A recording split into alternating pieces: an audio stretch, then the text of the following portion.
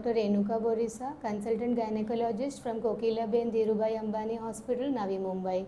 And today we are going to talk about difference between PCOD and PCOS.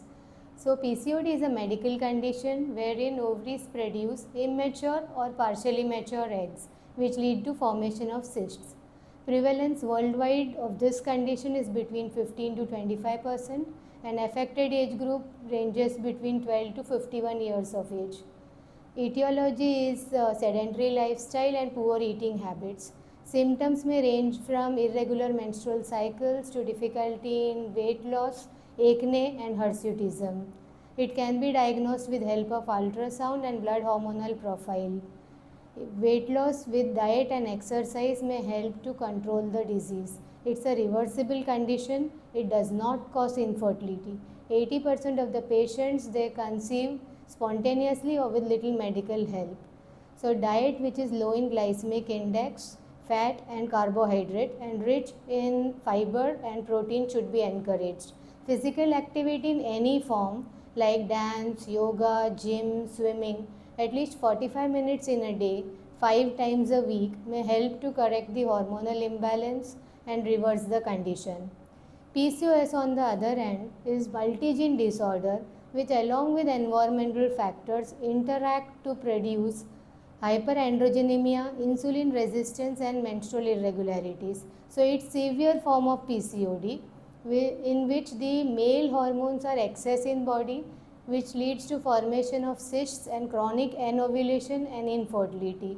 So now worldwide prevalence of this condition is between 3 to 9% and it affects all age groups.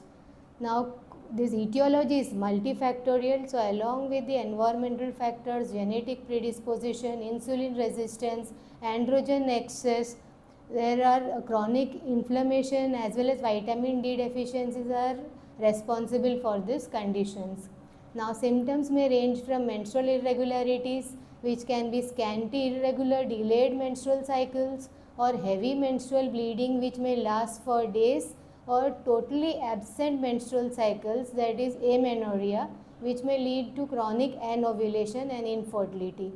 The symptoms of male androgen excess like male pattern, baldness, acne, hirsutism, that is growth of excess body and facial hair, and the central obesity, and the symptoms of comorbid medical conditions. These patients are 10 times more prone to develop type 2 diabetes mellitus, hypertension, cardiovascular diseases, cholesterol, dyslipidemias, and in long run even endometrial and uterine cancer.